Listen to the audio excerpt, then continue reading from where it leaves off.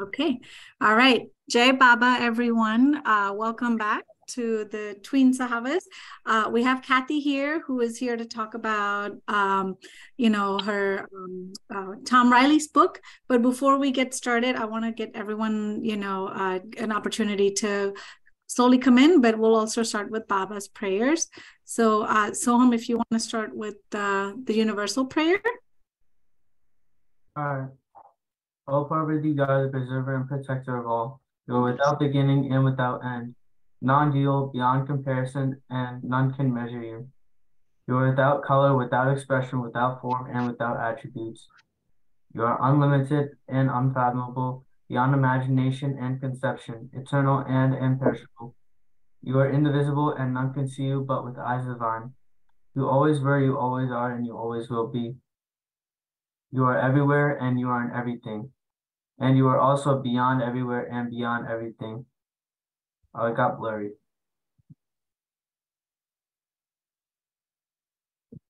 What? I can't see the words. Now it's good. Sorry.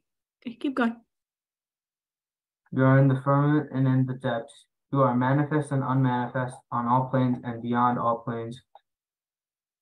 It happened again. I think it's on your end, Soham. I'm not doing anything. No, because it got blurry, like all of a sudden. Okay. What part am I at again? Sorry. You're in everywhere and everything, also beyond everywhere and everything. And then it's what? You're in the firmament and in the depths. That was the last part. Okay, keep going. I can't see anything. Okay, then I'll keep going.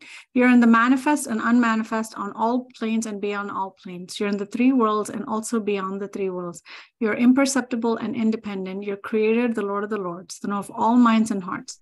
You're omnipotent and omnipresent. Your knowledge infinite, power infinite, and bliss infinite.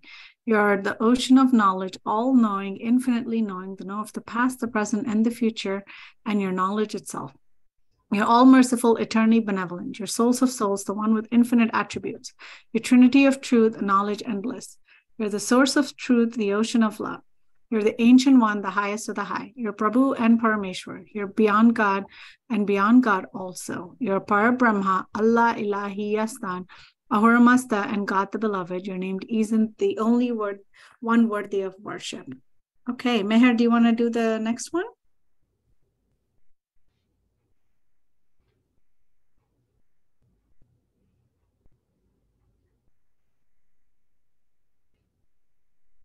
The repentance, right? Yep.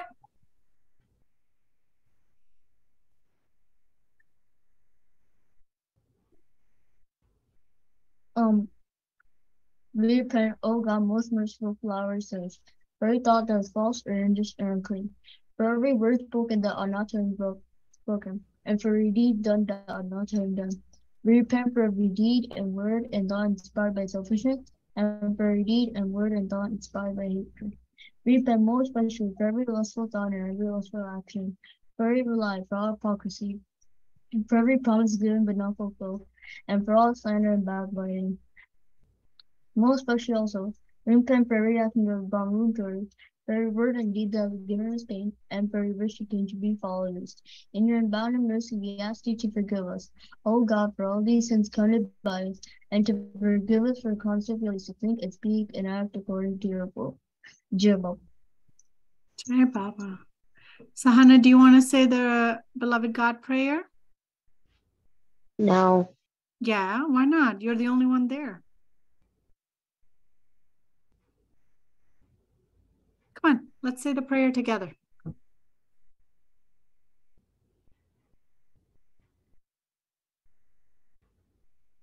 Okay. Beloved God, help us all to love you more and more and more and more and still yet more till we become worthy of union with you, and help us all to hold fast to Baba's Daman till the very end. Avatar Meher Baba Ki Jai. Okay. So I would like everybody to please turn on your videos because it's a small crowd and we want Cathy to be able to see everyone as she knows you guys really well. Okay. Mm-hmm. Oh, thank you. That's wonderful. Thank you, Soham. Oh, hi, Sahana. Great to see you. What a treat to see everybody. Thank you. This means a lot to see the family again and to see Meher. Yeah. Wow, what a treat. So you folks, how far away, Meher, are you? Does your family live from Soham and Sahana's place? I think about 3 hours, 2.5 hours. Yeah. So that's a bit of a drive. Yeah. And how far are you from, beloved archives? I think probably a bit near, like probably like 2.5 hours or 3. Wow. And are you, Shilpa, are you a little closer?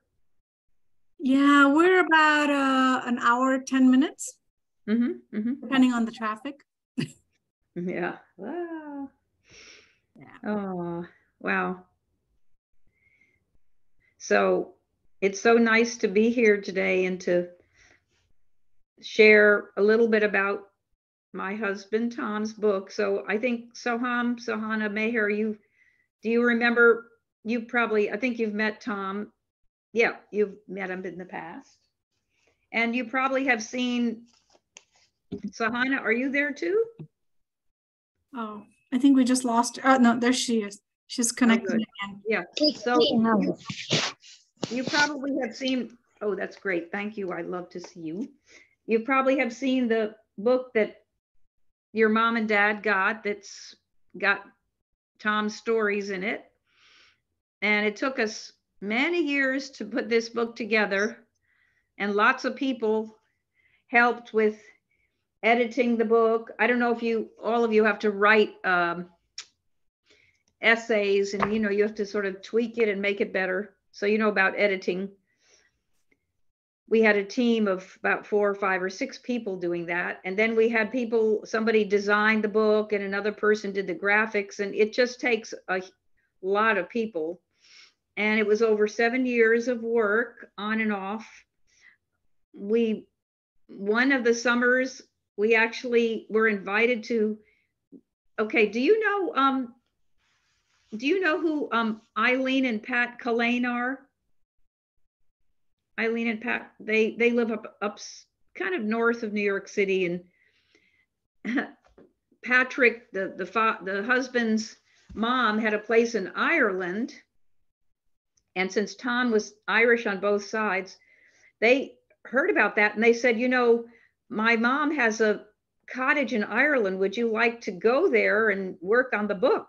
So we thought, wow, what a great idea, staying free over there in Ireland. We went there and we didn't have a laptop, borrowed somebody's laptop, came back after having worked for about 3 weeks really hard on Tom's book, and the laptop burned up. So we had to, luckily, somehow a little bit of the material was saved, but then we had to rework, I don't know, maybe a third of it. Anyway, it was, but all sorts of interesting things happened. And we finally got the book out before Christmas. No, right after Christmas. Anyway, so I'm so happy because Tom passed away a year ago, early February. And after he passed away, Baba was so sweet that he gave me the job to finish the book. So I had something to do. And everybody seems to love the book. So that's great. And I hope you'll maybe dip into it and maybe look at the pictures someday, because if any of you like art, he was an artist. And yeah, that's right, Sahana, you made me a beautiful painting. My Don't Worry, Be Happy painting that I keep nearby. Yeah, so anyway, I'm so happy I think the most important thing I was thinking to tell you all is that it took so long to get it right. And sometimes I get really discouraged and I just feel like, oh my God, I've got to give up. I can't go on. And I remembered Baba's Mera in India one day when I did. There were a bunch of us trying to cheer her up because she was missing Baba so much that she was crying and weeping on the porch. And we tried to do these broom tricks to cheer her up. And I got stuck and the broom got mixed up but I finally persevered and I finished the trick and I brought the broom up over my head and jumped up and down and acted loony. And instead of crying, Mara started to laugh because I was acting so silly. And then she said, I'm so glad you persevered and you didn't give up. Mm. She said, perseverance is one of the greatest spiritual attributes. Whatever you're going through that's really hard, persevere. Don't give up. So that's what kept me going through the work on the book, is hearing Mara saying, don't give up. Baba likes it when you have a challenge and you keep going. So I just want to ask the kids here, how many of you kind of go through that, you know, what Cathy just went through? It doesn't have to be in writing a book, but anything in general that you feel, you know, where sometime you want to give up, but then, you know, what helps you push through? Soham, do you want to start maybe? In terms of like school, honestly, I just want to get good grades, so I just kind of let that motivate me. Or like seeing bad grades in the past kind of motivates me to do better every whatever marking period, whenever I can improve, you know, my grades. And also in sports, where if I make a mistake, I have to kind of just worry about the next play and forget about the last one. That kind of helps me get to stay in the moment and kind of get through it. But what about, like, you know, I think you had shared that one day you were writing something and you said, you know, I have a mental block, right? Because I was kind of distracted, you know, like other things. And, you know, I was on my phone on and off like every minute or so. That didn't really help. Wow. So that's a wonderful thing that you just kind of took a deep breath and you just kept going and tried to focus. Yeah. Meher, do you have anything to share?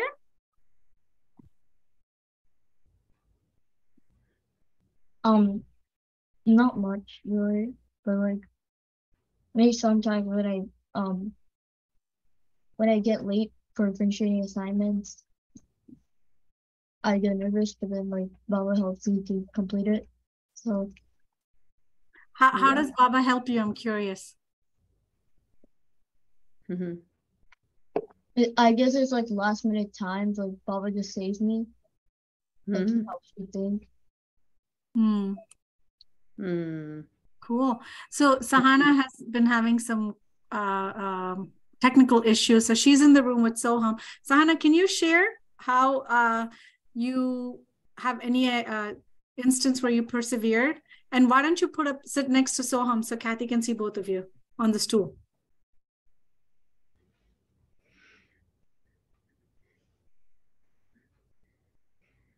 There you go. All right. Oh, good. Why don't you share your story real quick on when do you have a hard time, maybe some getting through something, and like, you know what perseverance is, right? Yeah. Sahana, you're on mute. Or Soham, take off mute, please, so she can share. Sorry. Go ahead, Sahana. Wait, what was the question? So Cathy has had a few instances, or when it's really hard and she doesn't, you know, she feels like giving up, but then Mehra's words came to her on moving forward. So, and not giving up. So do you have anything that you want to share where you might have some difficult times where you feel like you don't want to do something, but you have to do it anyway? And how does Baba help you? Well, my mom makes me do something, but I try to do it, but I still don't do it. And I don't, yeah.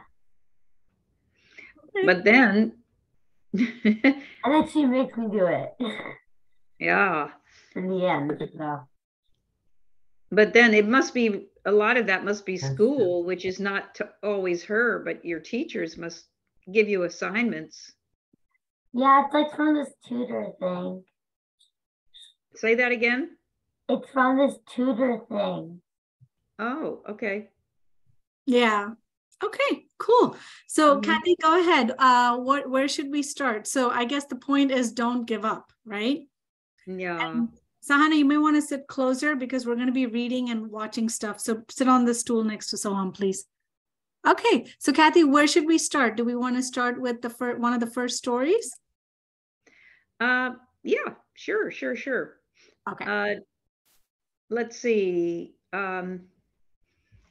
I'd love to see Soham and Sohana, though. Is that possible? Soham and Sohana, can I see you as part of the group? That would be, yay. Sorry Thank you. about that. Thanks. Thank you. So there's a really nice, well, I don't know. It was a really hard thing that Tom went through when he was 6 and 7, and he was going to a one-room schoolhouse. And that's something that I'm just trying to decide. Would you want me to tell the story, or should we read it from the book? What would be better? Do you, Either is fine. what's that? Either is fine. I have an idea. Maybe the long stories you can tell, Kathy, and then the smaller Yeah. ones we can have them read. Because I think Okay. the first one is a bit long one, but it's a good one to, Tell the story. Yeah. Yeah. Yeah. Come sit here. Okay, so Tom went to a one-room schoolhouse. Do you lovely people know what a one-room schoolhouse is? I have an idea. Yeah, what do you think it is? It's basically where only there's one, like the classroom is basically just like a small house, a bunch of desks, the teacher. Yeah, and one teacher, and this was a little country school that Tom went to. So if you could imagine, all 8 grades were in this one building. In the book, I don't know, can you see this? Let's see, how do I show this? I don't know. Yeah, I can see it now. Okay, so this was a building and in this building, all 8 grades were in this one kind of, like you said, a big building. And see, Tom was born into a Roman Catholic family, so everybody was Christian and they believed in Jesus. But he never liked to go to church because of the having to stand up and sit down and say the prayers, and he just didn't like all the folly-rol. He just wanted to think about Jesus. So sometimes he would pretend he was sick so he wouldn't have to go to church. And when he was at school, when he was 6 or 7, he would look out the window and there was this beautiful stream, and he would look out and he would see Jesus way across the pasture waving to him. And he would look out so much because Jesus would sometimes beckon him to come join him. Of course, Tom was stuck in the school, but he would sit there daydreaming, and the teacher got so mad that she said, "Now, Thomas, you're not paying attention. You should be doing your studies." And she put him in the corner, made him stand in the corner. And have you ever heard of a dunce cap? Yeah, it's where they like put it on like the kids had as punishment to like embarrass them.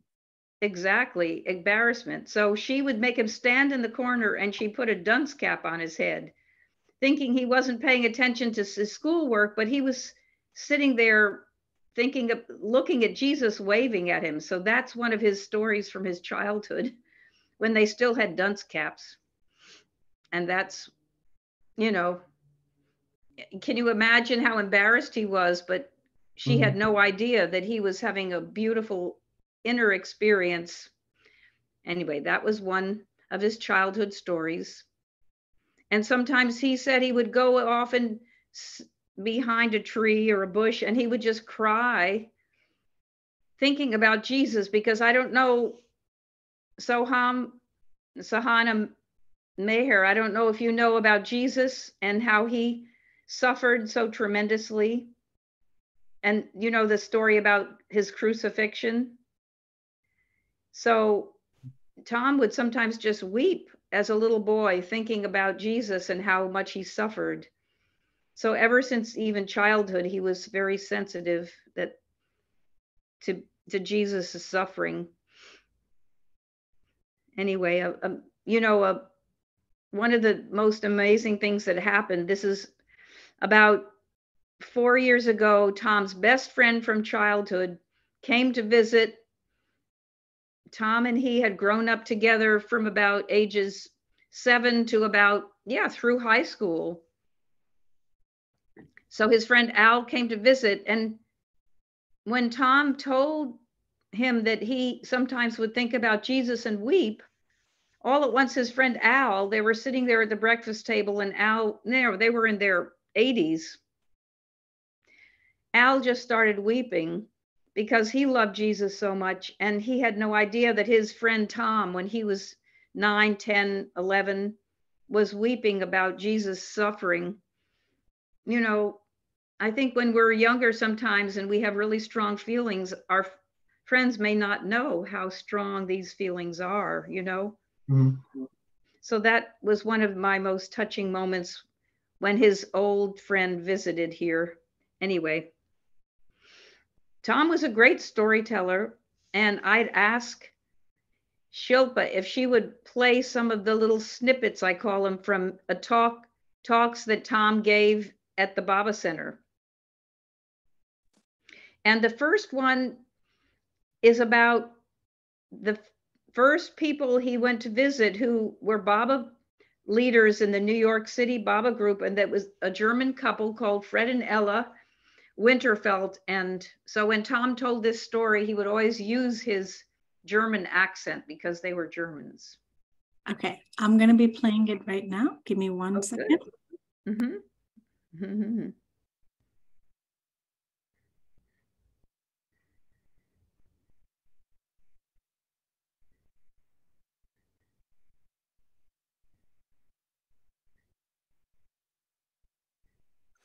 But here I was now, and I knocked at the door. No, I rang the bell. And no, first a voice came down. You know, who is there? Who is ringing?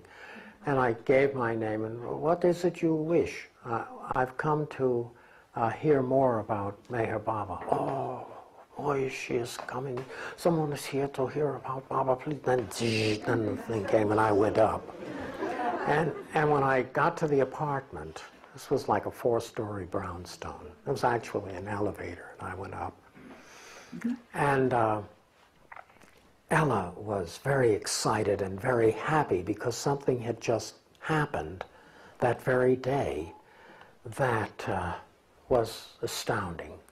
They had a beautiful little Persian cat named Frida. This wonderful cat, somehow they left the fire escape window open, and Frida went out and went down, and Frida was run over by some kind of delivery truck.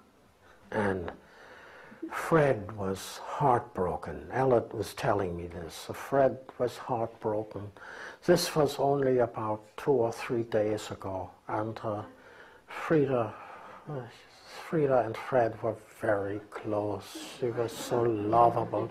And Fred went into the bedroom this morning and to his great surprise, what did he see walking out of the closet?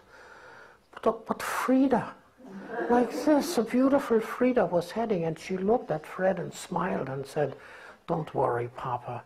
Everything is wonderful now. You don't have to worry again," and walked through the wall. And he was gone. And Fred was ecstatic. So I met Fred in his best, absolutely best mood. So yeah, I connected myself then with the New York group and met some really wonderful people. I also married. I married in 1957, and I have to tell you that our first child was the most precious, precious little child. You know, there are children everywhere, but this one was unique. And there she is.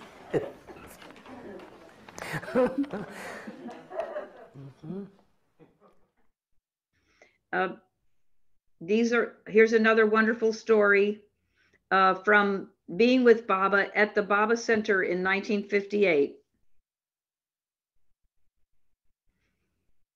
Cathy, the video that we just saw, what year was that from? Okay, 1956. No, I meant when did they record this video? That was 2008. Oh, okay. All right, I'll play this one. Mm-hmm. He was speaking in the barn every afternoon, and not speaking, but communicating. And Yvonne and I were the last two people to leave the barn. We just stayed there, and everyone else had left except Meher Baba, and I think it was just one Mongoli, because we started walking back. We were about halfway back on one of those long stretches, walking on the ocean side of the drive coming back toward the refectory, when I heard something, and I looked, and a car was coming along. And I could see that Adi Irani was driving the car, and Meher Baba was sitting in the back seat with the window open and his arm out of the car like this, and he was looking at us and smiling. And as he came by, he held out his hand like this, and I put my hand up like this, and all of a sudden he smacked my hand like this as he went by, and he was so thrilled and so happy, turned back and looked and smiled. Yeah.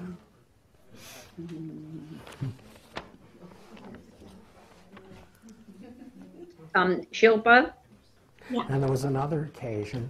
Just a little, you may have heard, and Tom said that in the book, that friends have said that they felt the good title for that story was The Highest of the High Five. So Sahana and Soham and Meher, that's just thinking of slapping that Baba slapped your hand as you walked from the barn, made Tom's day, year, and a memory to be happy for the rest of his life. Should I continue with the rest of the snippets? Yes, if you, there's one more little story. But he asked us all to accompany him down to the beach, because one of the things he wanted us to do there was to see if we could find an appropriate, beautiful seashell that he could give these seashells to Mera as a gift from us. So everybody proceeded to look for the seashells, and I found one that just happened to fascinate me. It was full of holes and gnarled looking in such a way that it was almost like an art form. But I could see that later that Mera may not have, thought, oh, this is the one I want. No, it had a little bit of the grotesque in it. So I brought it to Baba, and he took it and looked at it and approved of it like this, but I think he touched it on his head like this and then gave it back to me as a kind of prasad, which I still have it. And that was such a gift. But is that so? Just to let you know that we still have that shell. I don't know if I should go show it to the kids if they'd like to see it. I was going to ask you, can we? If that would be wonderful. Yeah. To Yeah. see that. Oh. Mm-hmm.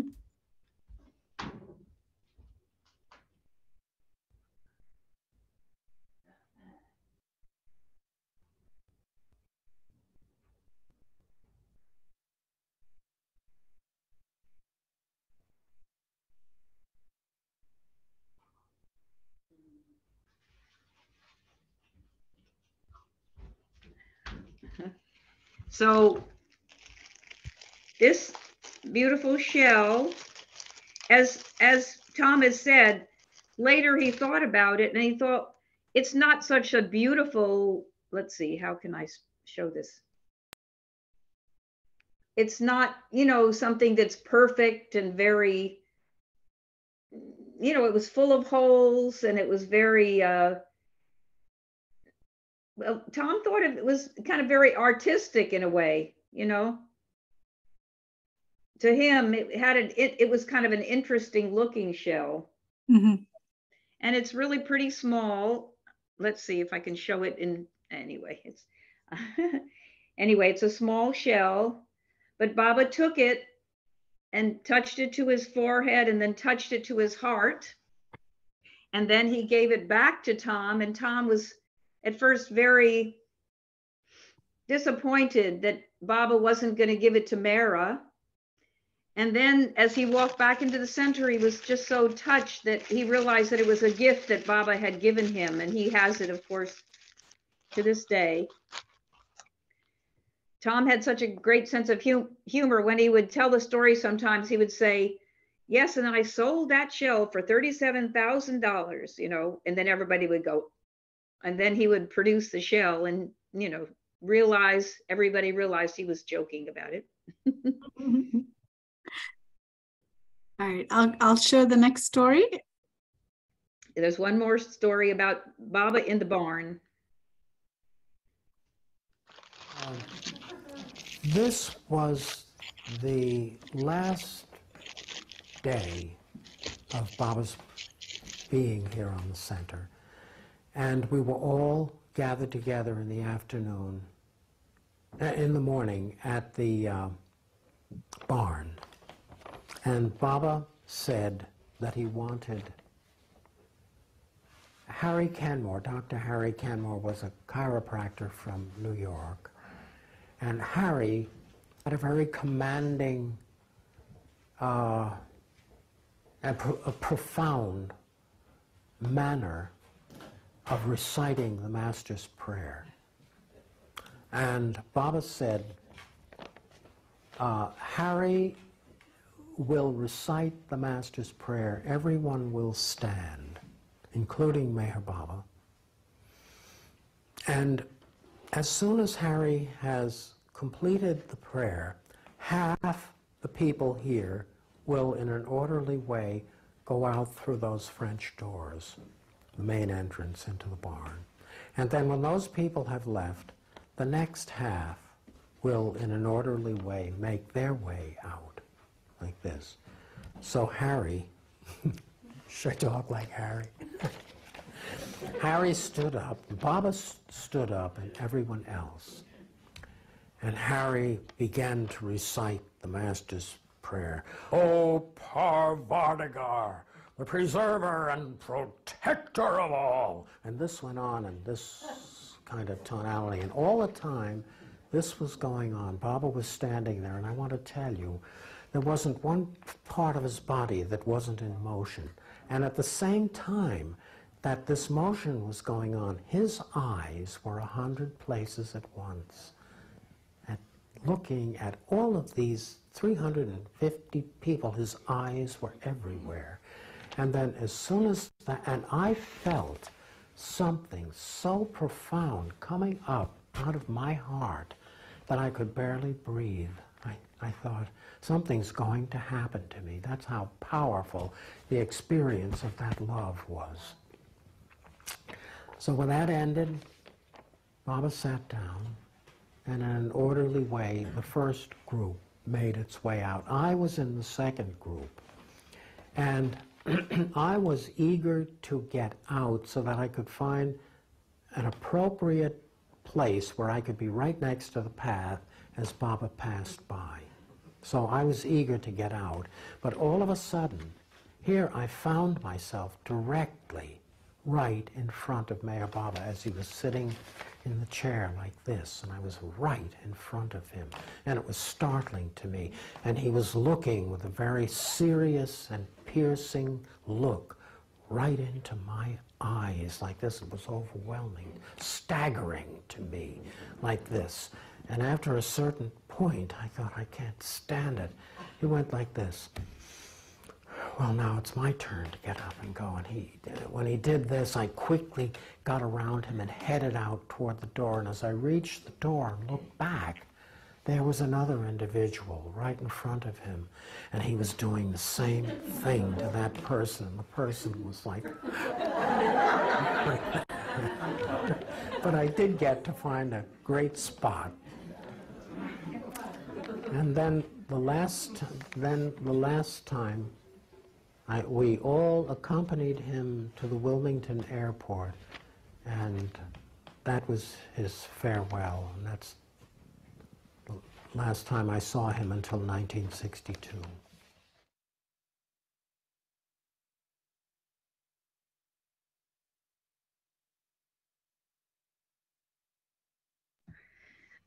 I would just like to say that these were recorded in the, at the center, at the meeting place over a number of years, and they have a pretty strict policy not to share, but I asked Dennis if he would give permission because I wanted to share these stories because Tom was, such a good storyteller, and I feel like he brings Baba right to you, and so he gave me permission, but I'm just wanting to thank the center for sharing those with me so I can share them with you.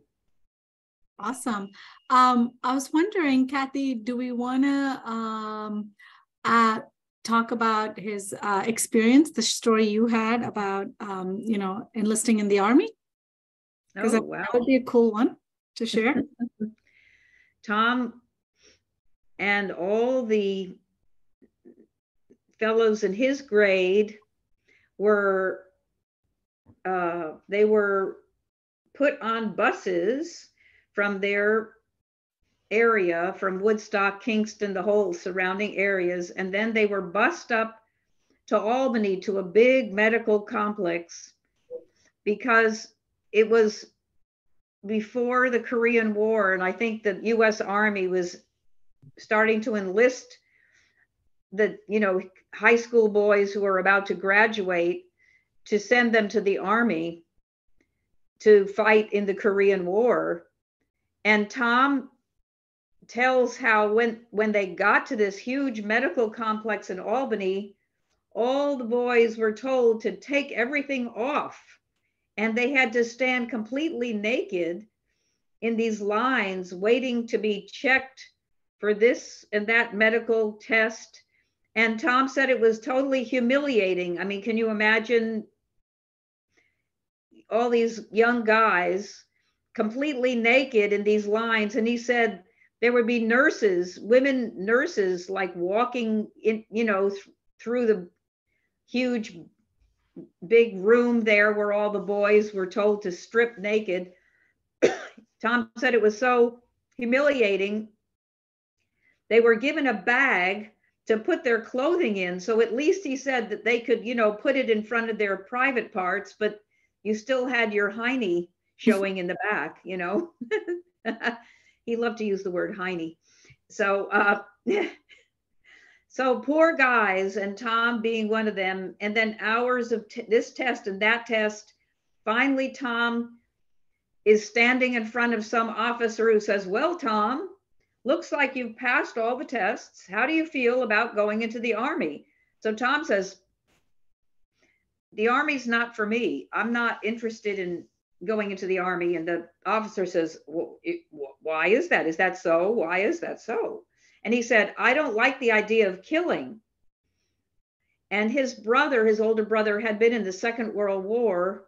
And, you know, just the idea of going and trying and shooting somebody or killing somebody was not, he started saying that Jesus wouldn't want us to kill people.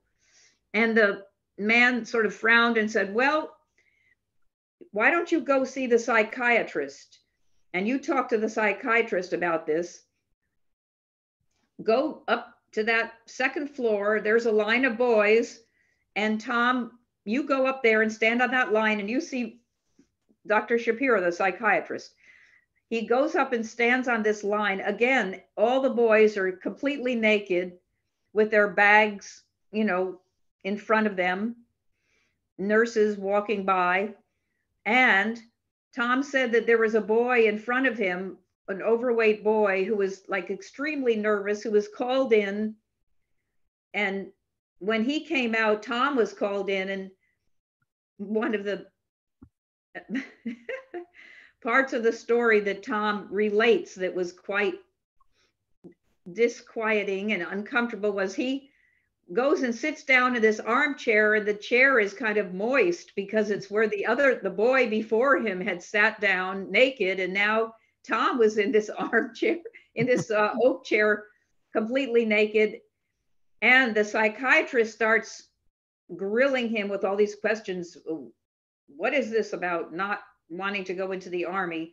So somehow he asked so many questions that it finally, he sort of squeezed it out of Tom. Tom had always felt since childhood that he would meet Jesus. He had this very strong inner conviction. And the psychiatrist, when Tom said, well, I feel like Jesus wouldn't want me to kill, and I feel I have to say, I know I'm going to meet Jesus. And the psychiatrist looked very upset and started writing on his pad, very, you know, upset and asking questions like, well, how will you know it's Jesus? Well, Tom says, I don't know, but I'll know when I meet him. And Tom said, the psychiatrist said, well, will he be speaking Hebrew or Aramaic? Will he have a long beard? What? Tom said, I don't know, but I just have this feeling that I will meet Jesus. And the psychiatrist was very, very quickly scribbling these notes and looking very disturbed. And he said, you go to your draft board, Thomas, about 2 weeks from now, and you'll see what your status is for going into the Army.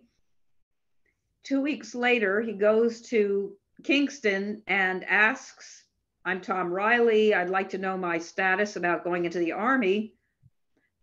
And the man pulls out his card and says, oh, they won't be calling you, Tom. And he hands Tom the card, and it says, schizoid personality, and underlined severe.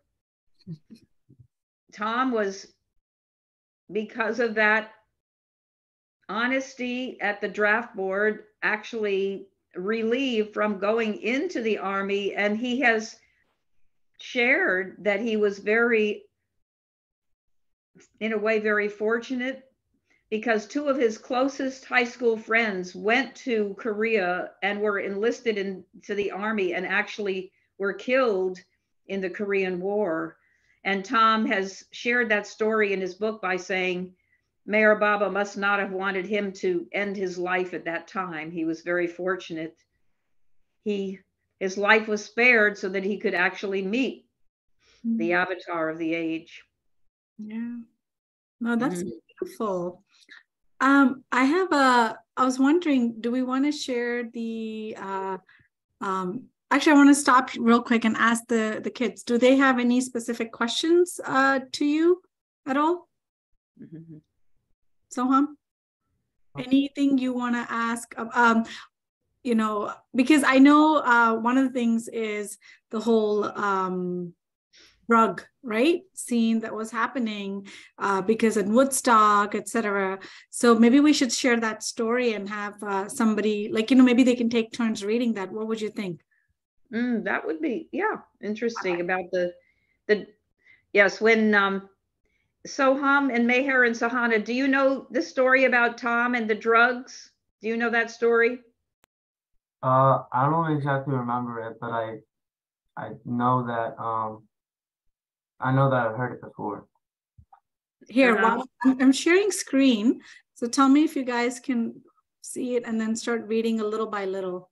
So I would like to just a little intro is that Tom and his wife had been taking, the marijuana. They had been smoking marijuana before this, and Baba had not said anything about don't take drugs.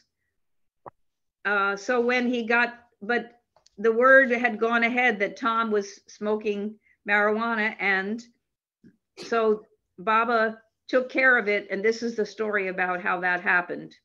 But how did they know about, how did Tom know, how did they know that Tom was taking drugs?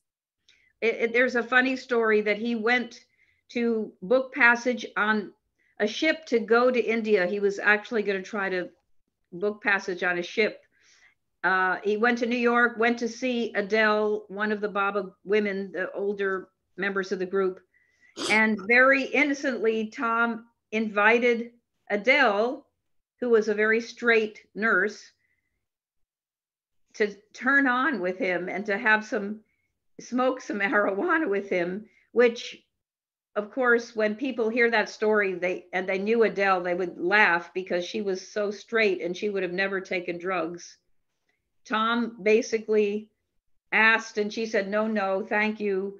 But then as soon as Tom left, I either phone called or she cabled, they didn't have cell phones then, India. And she said that this Baba man is coming and he smokes marijuana. And so Baba knew, of course, everybody knew about it by the time Baba got to the East-West gathering. So Baba set this whole thing up that we're going to read about. Okay, so I would like you guys to take turns. So Meher, do you want to start off? Yeah, sure. Okay. You can start from here. A quietness prevailed for a few moments. Suddenly, within the stillness, someone behind me called out instantly. Asked him if he smokes. Baba. Baba hesitated and seemed perplexed, looking at me as though a bit confused at such a strange question, and then asked me, "Do you like to smoke?"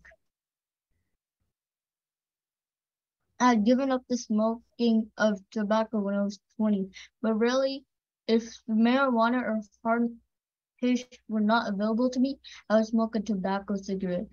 At this present instant, believing my answer would be legitimate, I said occasionally. Immediately, from the same source behind me came another intense question. Ask him what he smokes, Baba. Baba, still appearing to be a little puzzled, calmly asked me, "What do you smoke?"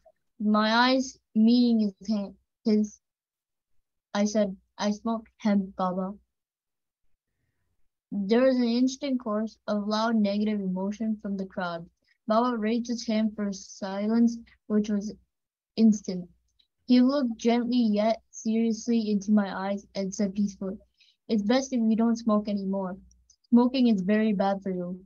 It's harmful mentally, physically, and spiritually." In the presentation of what he was telling me, there was no degree of hostility of any kind. Silence prevailed. From that moment, I never took again any form of hallucinogen. Awesome. At this point, yeah. Wait, Soham, do you want to read the rest, or Meher, do you want to continue? I'll read the rest. Okay. At this point, I must digress and mention that while living in Woodstock for the previous 3 or 4 years, I smoked hashish.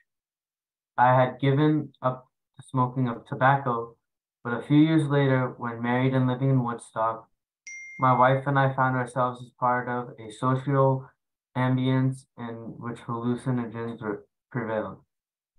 I smoked marijuana and hashish because the perception, the beauty, and the love inherent in our relationship with Baba was so directly revealed to me through smoking. I discovered only later, after returning home from India, that our friend in New York City, Adele Wilkin, had communicated with Dr. Goher, one of Baba's mandali, that I was fond of hashish. Is that how I say it? Hashish, yeah. Hashish. Mm-hmm. It was this correspondence which was influential in my premature invitation now to Guru Prasad. Until this time, Baba had made no public commentaries on drugs and their detrimental effects. You know,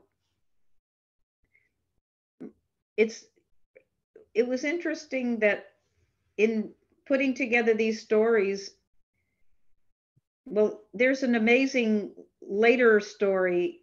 Sahana, I wish I could have sent that to you for you to read, but I don't know if you remember Tom saying that after the that was actually Baba called Tom a few days before the beginning of the East-West gathering, partially to tell him to stop taking drugs.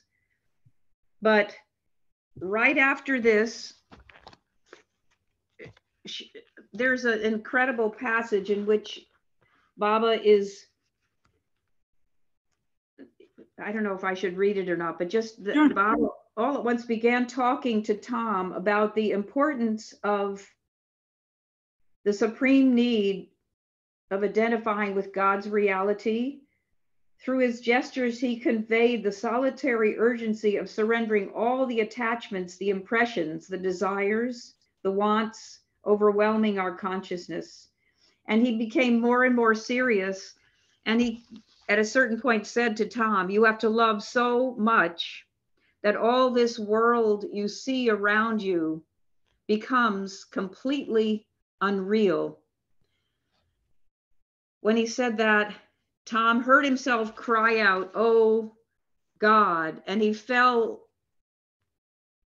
at Baba's feet and he lost consciousness. He just passed out because he said this intensity of Baba talking to him about giving up everything but your love for God was so strong that it's like Baba put something upon him that he just couldn't stay conscious. And he grabbed Baba's feet, "Oh God," and he lost consciousness. When he came to, Erich was tapping his shoulder and helping him up and saying how fortunate Tom was that he was allowed to touch Baba's feet, that for years no one had been allowed to touch Baba's feet, but Baba must have allowed Tom to touch his feet. And then Baba sent Erich out of the room. He sent Francis had been also there, and Baba was completely alone with Tom. I didn't realize that this was unusual until years later when Jimmy Kahn told me that it was very rare for Baba to be alone with anybody, and Tom had that great honor, I suppose. But the touching part about this story is that Baba approached Tom, and all at once Tom said, Baba spoke to him in his mind. He wasn't speaking, physically, but all at once Tom heard Baba say in his mind, "Did you enjoy smoking?" Baba, in his loving way, there was no castigation. He wasn't putting Tom down. He wasn't mad. He wasn't angry. He just lovingly said, "Did you enjoy smoking?" And Tom answered physically, "Yes, Baba, I did, because I smoked because I was trying to remember you, and I didn't smoke just for recreation, but I did to remember your presence." Tom had already met Baba in 58 in Myrtle Beach, and now this was 62. And Baba just shook his head, sort of, and then Baba began communicating mentally with Tom, and he just talked with him for a long time. Tom said he did not remember what Baba said to him. I often thought over the years, should we go to some sort of what do you call those people? Oh, hypnosis. Hypnosis, and see if it's somewhere back there in the recesses of his mind, but we never did. Maybe now on the other side, Tom is remembering. So I do have a question, Cathy. So I understand, you know, Tom wasn't the only one, right? But there's a lot of people who back then used to smoke hashish to gain spiritual experiences, right? But did Tom ever relay like, so how smoking hashish brought him closer to Baba? Well, I think, you know, in his mind, his perception. Yeah, I think, you know, before I came into Baba's orbit and heard that Baba didn't want drugs, I had a short stint of smoking hashish and marijuana. And I think just from those few years, I would say that it was, you know, there's something that it alters your consciousness and you're sort of thinking you're only, I don't know, it intensifies these feelings of love for God in a way that it's hard to describe. But of course, Baba, you know, had said at other points, he had said to Tom, later he said, if you continue to smoke, it will be your end. Then there will be nothing I can do for you. So, you know, a few days later at the East-West gathering, Baba admonished him, do not take any more drugs. And, you know, of course, Tom never did. But yeah, but I don't know if that answers your question. I don't know. No, I mean, obviously, like I've never done it, so I have no idea, you know, but it's always curious. And I know once when we had Alan Cohen, Soham, I don't know if you remember this, when Nosh was there, you know, they said that, like Nosh said something about, like there's that, I mean, some people, there's that membrane in your brain somewhere, and that can really be fatal, because I mean, some people are able to withstand the effects of it, but not everybody. So we always think about that, right? And especially now that it's kind of and like a lot of places, it's like marijuana is legal. So I know. I mean, that there, Tom remembered that Baba had said, and he said this often actually, Tom, when he would tell a story, that Baba had said at another time, if the young people in America continue to take drugs, half the nation will become insane.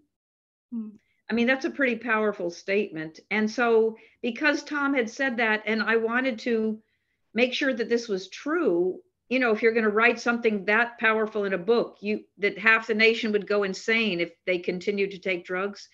I asked a number of people and I found that that was true. I asked Baba's twin nephews and they gave me a statement similar, which we put in the book. We talked to them and they said, yes, half the nation would become insane or commit suicide, you know. So drugs are definitely very, very bad for you. No, thank you. I know you had some paintings, right? Do you guys all know that, you know, Tom is a wonderful artist? We can see some right behind Cathy. Would you like to see any of his paintings before? And I would love to hear from each one of you what your fondest memory of Tom is, because I know each one of you has met him.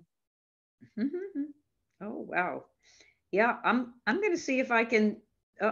Let's see, window. This is good. More light. This is wonderful. I'm wondering if you can see. Can you see this?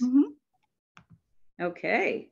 Now, how do I get it to just be a full screen? La, la, la, la, la. But without all that stuff on the right side. Let's see. I don't know. How do I do this? Let's see. Let's try this. Okay, so this is a painting. Can everybody see it? Yeah. Oh, good. Okay. So let's see, do I do that? This was the first painting that Tom painted of Baba. You know, often he would have Baba kind of in a rough sea, and there he is rowing toward us. We're in the background there, floundering in the ocean, and he's coming to save us. Mm-hmm. He painted that in 1956, his first Baba painting. This painting, when his mother, his Roman Catholic mother, saw the picture and said, "Oh, that must be Jesus and Mary in the foreground." And he said, "Oh, well, that's Meher Baba." She looked quite disturbed, but you know, she came to understand it wasn't a big problem. But initially, she was quite worried about. Are you talking about the second one? Because I think you'll need to click on that. Okay. Do you see the ocean with the sky? No, we're only on the more light, the first one. Oh, it's not going forward? No. Oh dear. How do I I get think out of it might be maybe hit escape and then escape? Okay, thank you. Okay, double click to edit. I don't want to edit. So I think you just want to maybe click on the picture, but we can see it. It's full screen. Okay, so this is okay. So there's the first picture that Tom made of Baba. I don't know if I should get rid of the double click to edit. I don't know. You're fine. But I could, and then this is the one that has Baba with Mara, which his mom thought was Jesus, and look, she looked quite upset when he said it, when he told her it was Mara Baba. But as I say, they were basically happily, yeah, she wasn't too upset. Okay, this is Tom and his first wife in the winter time in Woodstock. He's imagining them walking through the dark trees and Baba being very lovingly overlooking them.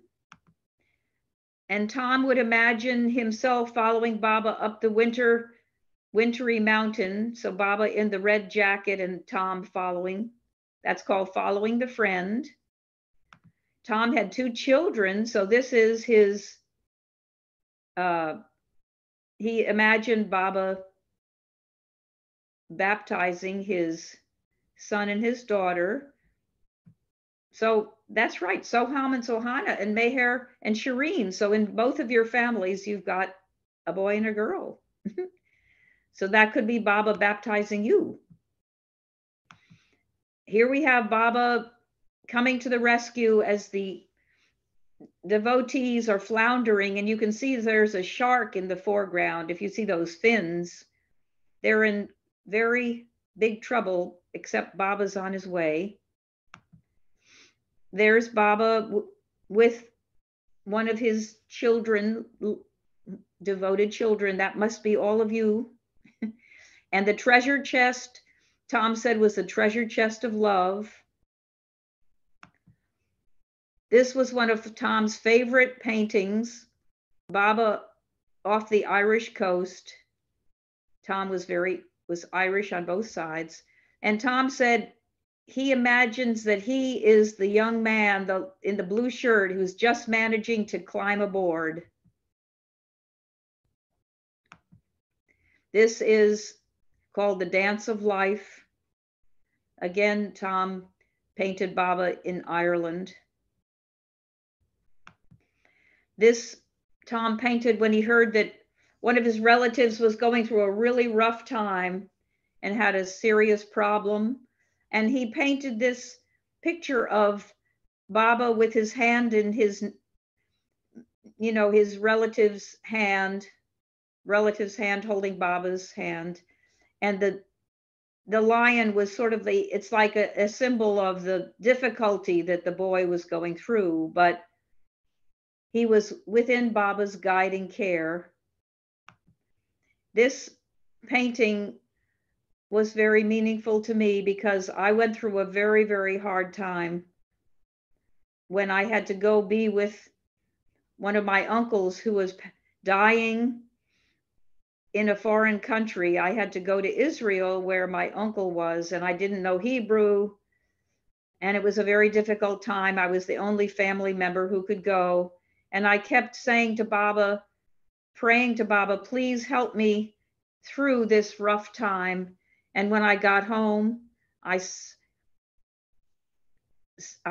found out Tom had just finished this beautiful example of what I was going through. It was like Baba was carrying me through this rough time and helped me survive it. And so when I saw this painting, I just started to weep because I felt Baba had carried me through and gotten me through this difficult time as I was there with my uncle who was passing away.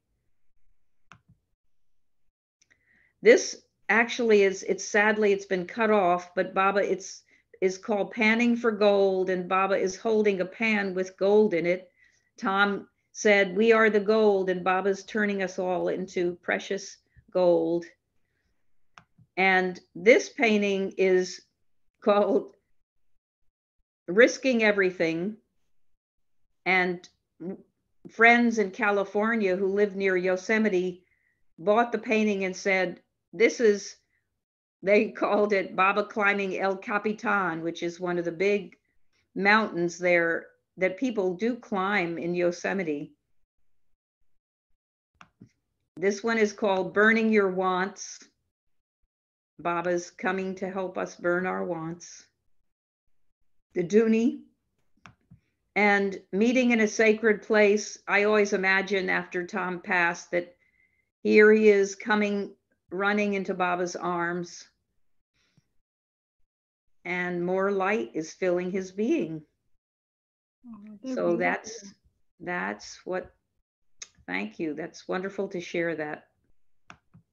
Was I mean, this is the picture on the book. Was that determined prior to, or is that something that you came up with at the end to use this picture? What is your question, Shilpa? This is the cover, right, on the book? Yes, this is the cover of the book. Uh-huh. So I'm saying, did you guys decide on this ahead of time that this would be the cover of the book? Yes, we did. Tom and I talked about it, and because the title of the book is More Light, this painting seemed to be such a perfect example of more light. Yeah. That he decided this was what he wanted to use for the cover. Awesome. Yeah. No, I have a general question, and I kind of want to open this up to the kids as well. If you want to stop sharing, how would it? Do you know? Go all the way to the bottom, and you'll see a red that says "Stop Share." Okay, saved. Okay, now how do I? Oh, there it is. Okay, stop share. So my question is, how long would it take Tom to make these paintings? You know, sometimes he could do them. I'm trying to get rid of this here. Sometimes in a few days. Oh, this is just terrible. I don't know how to get rid of this. Okay. No. Okay. Just a second. I'm sorry. So how do I get out of here? Okay. What is your question? I'm sorry, Shilpa. No. Talking with you. How long would it take him to make these paintings? Okay. Yeah. So sometimes really very short time. Sometimes it was quite a long. Okay, there we go. Quite, weeks. So it just depended on, just like any creative activity. I'm sure all the kids here are, they've had things that they've worked on creatively, and sometimes it just comes right through, and other times it's very difficult. So I never would know. Yeah. Just I want to open it up to the kiddos. Any last we're close to time. Any favorite memories of yours that you want to share with Cathy, of Tom? Soham, I want to start with you. I believe it was the last time he was on the Zoom meeting. He told a lot of his stories, and it was really cool to see his perspective on everything and how he grew up and what he went through. Thank you. That makes me happy, Soham. You can Yeah, I imagine agree. how Yeah, I I miss him, agree so it's nice to also. hear that. Yeah. Mhm. Go ahead, Meher. Yeah, I agree. I mean, what about you, Sahana? What's your favorite memory of Tom? And You you actually, interviewed Sahana, him. remember you interviewed him. Yeah. Yeah, I can't pick one. There's a lot. There's too many actually. But just think of one. If What I is have to narrow it down, I think it was like I think during the interview. No, was it there? I don't remember. Actually, I think it was a couple years ago for Baba's birthday, but like before COVID hit. Mm-hmm. And I think you guys like flew down to the set to the hub and stuff. Mhm. Uh-huh. And why can't I remember?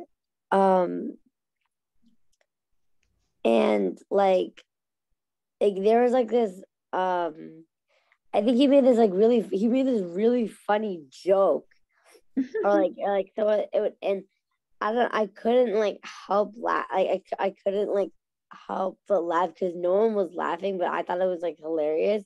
And then I thought some people smile, but like I could not hold it in. So I literally stayed in the bathroom for 5 minutes laughing so hard because I could not I That's could funny. not even like I couldn't even calm myself down. It was like I forgot what it was, but I remember it being so funny. Oh, that's awesome. That's great. Thank you for sharing that. And I have to say I was very touched, Sahana, when you and is it Trinity interviewed Tom? Because you both were so thoughtful and you asked really beautiful questions and I was very, very touched by your perspective and your thoughtfulness. You were very thoughtful and very sincere, and Trinity also. It really touched my heart. Thank And Tom you. touched Tom's heart too, actually. Mm-hmm. Yeah. Well, I really want to thank you, Cathy. You did so much work in putting this together. I think it was an intimate group today for sure. But I'm so happy that we were able to do this, and remember Tom, because you're right. It's a year from his passing, and I'm just so happy we were able to do this with the kiddos, and share all of his beautiful memories and. And I really love the book. I mean, it's such a easy read, such a beautiful read. So thank you so much for working so hard. Yeah, we really did. Thank you, Baba, for all the help and persevering. So we're carrying on, and thank you, Shilpa, for doing this because it means so much to me. And Meher, it's great to see you again, and Soham, Sohana. Yeah. And would you say hi, Meher, to your parents and to your sister? And yeah, it makes me want to just jump out of the computer and give you all a hug. I know.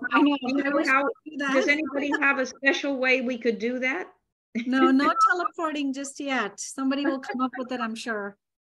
Wouldn't that be great if I could just jump right into the screen and give you all hugs? I know, that'd be so wonderful. Well, guys, any parting words? I had a dream I had like a dream on something like that. I had a dream that I was in front of the TV and there was like this I think it was like some crispy chicken sandwich, and I actually like went into the TV and I reached in and I ate like 5. So it was that was kind of like the weirdest dream I've had. Nice. Wow. What did you do when you got into the TV? She ate a crispy chicken sandwich, she said. Oh, wow. That's great. Woo, I'm impressed.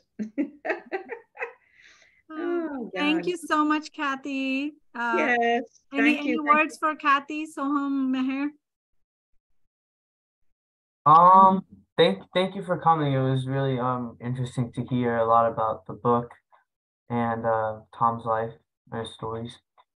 Yeah, thanks for who you are. I'm so happy to see you again, and you looking great. Thank you. And Sahana, you too, and Meher.